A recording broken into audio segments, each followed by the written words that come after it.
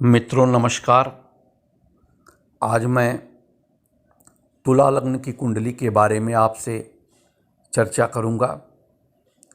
इस लग्न के कारक अकारक ग्रह लग्नेश, भाग्येश, पंचमेश इत्यादि की चर्चा करूंगा। साथ ही साथ मार्केश ग्रह के बारे में भी बताऊंगा। मित्रों, आप हमारे चैनल को सब्सक्राइब करें और वीडियो को शेयर करें ताकि अधिक से अधिक लोग फलित ज्योतिष की सही जानकारी प्राप्त कर लें। बिना सही फलादेश के ज्योतिष की स्थिति निर्गंध पुष्प के समान है, क्योंकि केवल कंप्यूटर से गणना करके सही फल नहीं दिया जा सकता। मित्रों, तुला लग्न का स्वामी शुक्र होता है, इसलिए इसके जातक ऐश्वर्य और सौंदर्य के प्रेमी होते हैं, साफ सफाई के शौकीन होते हैं, प्रकृति के प्रेमी भी होते हैं, खाने पीने के शौकीन होते हैं। इस लग्न के जातक को अच्छे कपड़े पहनना, अच्छे भवन में रहना, वाहन का शौक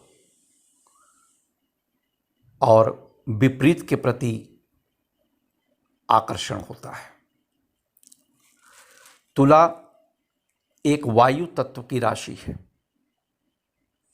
जब लग्न में 7 नंबर लिखा हो तो समझ जाइए ये कुंडली तुला लग्न की है।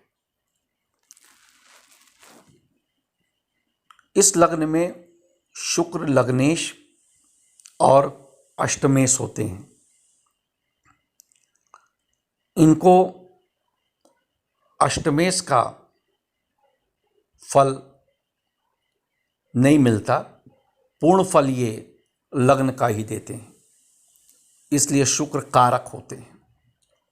शुक्र यदि लग्न में बैठा हो, चतुर्थ भाव में बैठा हो, या त्रिकोण में बैठा हो, या दशम भाव में बैठा हो, तो निश्चित ही बहुत अच्छा फल देता है। अपनी महादशा में ये बहुत लाभ देता है। इस कुंडली में बुध भाग्येश होता है और द्वादश है, लेकिन ये भाग्येश का फल ज़्यादा देगा, इसलिए कारक ग्रह है। बुध यदि केंद्र या त्रिकोण में बैठा हो तो निश्चित ही बहुत अच्छा फल देता है इस लग्न की कुंडली में।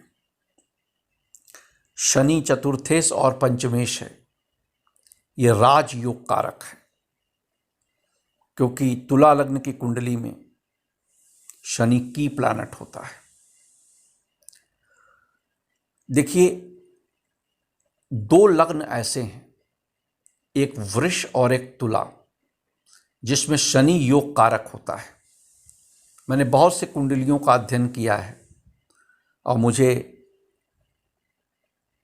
ये ज्ञात हुआ कि वृष से भी ज़्यादा शनि फल तुला लग्न को देता है, लेकिन इसका फल बहुत धीरे धीरे प्राप्त होता है, क्योंकि शनय शनय यानी कि धीरे धीरे ये फल देता है और अपनी महादशा में ये राजा तुल्य सफलता प्राप्त करता है। यदि शनि केंद्र या त्रिकोण में बैठा हो तो बहुत अच्छा फल देगा।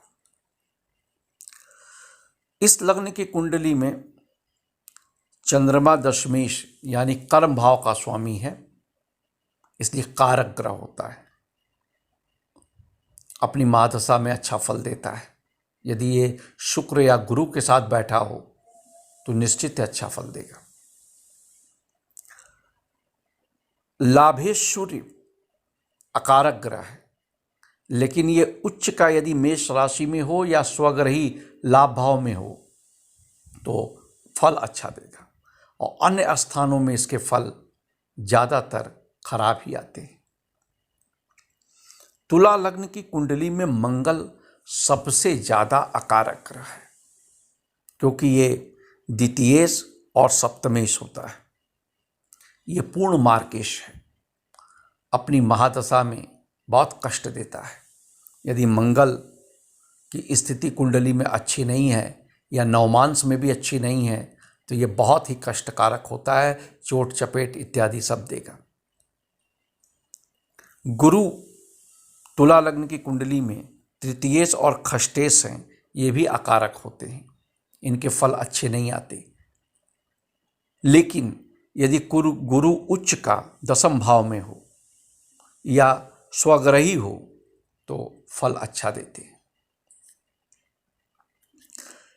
इस लग्न की कुंडली में राहु भी बड़ा ही रहस्यमय और चमत्कारिक परिणाम देते हैं, क्योंकि राहु शुक्र के मित्र हैं और यदि 3, 6, 11 में राहु बैठा हो तो फल अच्छा देगा। शुरू में तो फल अच्छा नहीं देगा, पेट संबंधित परेशानी भी देता है, लेकिन बाद में ये जमीन जायदाद भवन वाहन इत्यादि का सुख देगा। मैंने बहुत सी कुंडली में देखा है कि यदि मिथुन का 9वें भाव में राहु है तो वह भी अच्छा फल देता है। केतु प्रायः अकारक होता है, लेकिन ये गुरु की राशि या मंगल की राशि में हो तो फल थोड़ा अच्छा देगा। तुला लग्न की कुंडली में 3 ग्रह शुक्र, बुध और शनि कारक ग्रह होते हैं, इसलिए इन कारक ग्रहों के रत्न को पहना जा सकता है। यदि शनि की महादशा हो और शनि 7वें या 12वें भाव में न गया हो तो आप नीलम धारण कर सकते हैं, निश्चित ही आपको लाभ देगा। शुक्र यदि केंद्र और त्रिकोण में हो तो जातक हीरा या ओपल धारण कर सकता है। इस लग्न की कुंडली में बुध भाग्येश है और द्वादश भी है, लेकिन ये भाग्येश होने की वजह से इसका रत्न पन्ना धारण कर सकते हैं, आजीवन धारण कर सकते हैं। यदि बुध की स्थिति कुंडली में ठीक हो तो पन्ना बहुत लाभ देता है, और हमने कई कुंडलियों में पाया है कि बुध की महादशा में पन्ना रत्न बहुत ही लाभदायक होता है और इन्हें लाभ दिलाता है। तुला लग्न के जातक बहुत ही बैलेंस बनाकर चलते हैं, न बहुत कम या बहुत ज़्यादा की इच्छा नहीं रखते, संतोषप्रद जीवन बिताते हैं, कर्मठी होते हैं, कर्म के फल को ज़्यादा पसंद करते हैं। इस लग्न के जातक को दुर्गा या लक्ष्मी जी की उपासना करनी चाहिए। शुक्रवार के दिन दुर्गा पाठ करें या लक्ष्मी स्तोत्र करें, कनकधारा स्तोत्र का पाठ करें। नवरात्रि में दुर्गा सप्तशती पाठ करें, बहुत लाभ मिलता है। बुध के भाग्येश होने की वजह से इन्हें गणेश जी की भी आराधना करनी चाहिए। गणेश जी को दुर्वा चढ़ाना चाहिए। इस लग्न के जातक को सफेद रंग, हरा रंग, ग्रे रंग बहुत ही शुभ होता है। मित्रों, आज मैंने आपसे तुला लग्न की कुंडली के बारे में चर्चा किया। आप हमारे वीडियो को लाइक करें और चैनल को सब्सक्राइब करें।